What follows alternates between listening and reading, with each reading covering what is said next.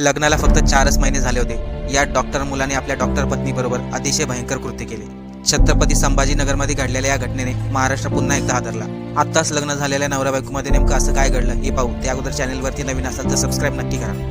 24 वर्षीय प्रतीक्षा हिचे लग्न छत्रपती संभाजीनगरमधील प्रीतम शंकर गवारे वय वर्ष 27 या मुलाशी झाले होते. 27 वर्षीय प्रीतमचे MBBSचे शिक्षण पूर्ण झाले असून तो एक डॉक्टर आहे. तसेच 24 वर्षीय प्रतीक्षाने देखील MBBSचे शिक्षण पूर्ण केले होते आणि ती लवकरच ड्युटीवरती रुजू होणार होती. परंतु 25 तारखेलाच घरामध्ये 24 वर्षीय प्रतीक्षा ही गळफास घेतलेल्या अवस्थेत आढळली. तिने आपल्या आईवडिलांना एक चिठ्ठी लिहून ठेवली होती. प्रतीक्षाने त्या चिठ्ठीमध्ये लिहिले होते, आई-वडिलांनी मोठ्या घरात बघून माझे लग्न केले, परंतु मोठ्या घरातील लोक एक नंबरचे नालायक असतात. पुढे तिने लिहिले होते, प्रीतम तिच्यावरती वारंवार संशय घेत होता आणि त्या संशयामुळे त्यांच्यामध्ये नेहमी भांडण होत होते.